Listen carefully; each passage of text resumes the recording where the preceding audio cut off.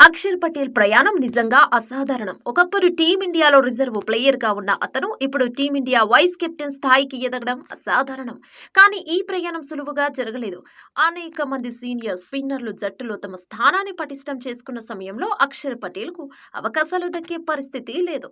జడేజా, అశ్విన్ వంటి ఆటగాళ్లు బౌలింగ్‌లో రాణించినా బ్యాటింగ్‌లో తగిన స్థాయిలో ప్రదర్శన చూపలేకపోయారు. కానీ అలాంటి సందర్భాల్లో కూడా అక్షర్ పటేల్‌కు అవకాశాలు లభించలేదు. ఆ సమయంలో అక్షర్ తన గేమ్‌ను అన్ని వైపులా మెరుగుపరుచుకోవాలని నిర్ణయించుకున్నాడు.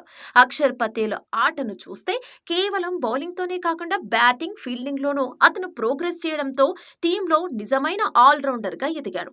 కానీ ఈ స్థాయికి చేరడం అతనికి తేలికగా సాధ్యపడలేదు. ధోని, కోహ్లీ కెప్టెన్సీ ఉన్నప్పుడే జడేజా, అశ్విన్ లాంటి ఆటగాళ్లు స్పిన్ ఆల్ రౌండర్‌గా టీంలో చోటు సంపాదించేవారు. టీంకి కష్ట సమయంలో ఆడే సామర్థ్యం ఉన్నప్పటికీ ఆల్రౌండర్ జాబితాలో వాళ్ళకే ప్రాధాన్యం దక్కేది. దీంతో అక్షర్ పటేల్‌కి నిరాశే మిగిలేది. అయితే టాలెంట్ ఉంటే అవకాశాలు వెతుక్కుంటూ వస్తాయని నిరూపించడానికి అక్షర్ పటేల్ ఒక ఉదాహరణ అని చెప్పుకోవచ్చు. జడేజా, అశ్విన్, కేదార్ జాదవ్ లాంటి సీనియర్లకు ప్రతి మ్యాచ్‌లో అవకాశాలు దక్కుతుండగా అక్షర్ మాత్రం ఐపీఎల్ ప్లాట్‌ఫామ్‌గా చేసుకొని తన ప్రతిభను నిరూపించుకున్నాడు. ఐపీఎల్‌లో పవర్ ప్లే ఓవర్లలో ఎకనామికల్ బౌలర్‌గా నిలిచి స్పిన్నర్‌గా తన ప్రత్యేకతను చాటుకున్నాడు. ఇక ఈ ప్రతిభలో బీసీసీఐ అక్షర్ పటేల్ 2021 టీ20 వరల్డ్ కప్ స్క్వాడ్‌లోకి తీసుకున్నారు. అయితే జట్టులో ఉన్నా సరే అతనికి సరైన అవకాశాలు ఇవ్వలేదు. ఇక 2023 టీ20 వరల్డ్ కప్‌లో ఒక్క మ్యాచ్‌లో అవకాశం వచ్చినప్పటికీ మళ్లీ నిరాశ ఎదురైంది.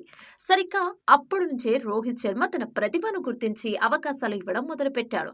బంగ్లాదేశ్‌తో జరిగిన టెస్ట్ మ్యాచ్‌లో అక్షర్ పటేల్ బ్యాటింగ్ ప్రతిభ ఈ ప్రపంచానికి తెలిసింది. ఇక అప్పటి నుంచి రోహిత్ కెప్టెన్సీలో అక్షర్ ఒక ఆల్ రౌండర్‌గా స్థిరపడుతూ తన ఆట తీరుతో అందరి మనసులను గెలుచుకున్నాడు. 2024 టీ20 వరల్డ్ కప్ అక్షర్ పటేల్‌ను హీరోని చేయడమే కాదు, టీమిండియా చిరకాల కల నెరవేర్చడానికి తోడ్పడేలా చేసింది. ఇక 2024 టీ20 వరల్డ్ కప్ సందర్భంగా రోహిత్ శర్మ అక్షర్‌ను ఒక కీలక ఆటగాడిగా చూసి స్క్వాడ్‌లో తన స్థానం పటిష్టం చేశాడు. అంతే, అక్కడి నుంచి ఇక వెనక్కి తిరిగి చూసుకునే ఛాన్స్ అక్షర్‌కు దక్కలేదు.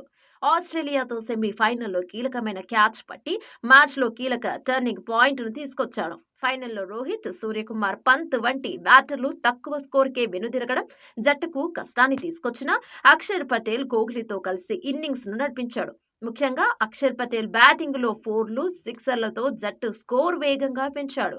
ఫైనల్లో అక్షర్ ఇన్నింగ్స్ లేకపోతే దక్షిణాఫ్రికా జట్టు ఆరంభంలోనే టీమిండియాను ఓడించేసేది. కేవలం బ్యాటింగ్‌నే కాదు, బౌలింగ్‌లోనూ అక్షర్ తన అత్యుత్తమ ప్రతిభను చూపించాడు. కీలకమైన సమయంలో స్టబ్స్‌ను అవుట్ చేసి జట్టుకు అవసరమైన బ్రేక్ ఇచ్చాడు. అతని తర్వాత బుమ్రా, హర్షదీప్, హార్దిక్ పాండ్యా కలిసి అద్భుతమైన బౌలింగ్‌తో మ్యాచ్‌ను చివరి వరకు తీసుకెళ్లారు.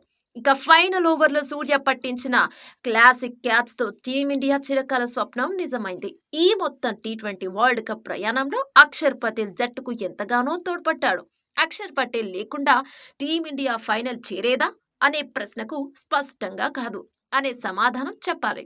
ఫైనల్లో అక్షర్ ప్రదర్శన లేకుంటే టీమిండియా విజయం సాధించడం అసాధ్యం. అందుకే వైస్ కెప్టెన్సీ అక్షర్ పటేల్ కు బీసీసీఐ ఇచ్చిన గౌరవం అని చెప్పాలి. అక్షర్ పటేల్ ప్రస్థానం ఈ రోజు ప్రతి యువ క్రికెటర్ కి ఒక ఆదర్శం. ఒకప్పుడు ఎక్స్ట్రా ప్లేయర్ గా పక్కన పెట్టిన వ్యక్తి ఇప్పుడు టీ20 వైస్ కెప్టెన్ గా ఎదగడం అనేది అతని ప్రతిభకు నిదర్శనమని చెప్పాలి. ఇక ప్రస్తుతం వైస్ కెప్టెన్ గా ఉన్న అక్షర్ తన కెరీర్ లో మరిన్ని విజయాలు సాధించి టీమిండియాకు మరిన్ని ట్రోఫీలు అందించాలని, అతని ప్రస్థానం టీమిండియా జెర్సీలో మరింత శక్తివంతంగా సాగాలని కోరుకుందాం.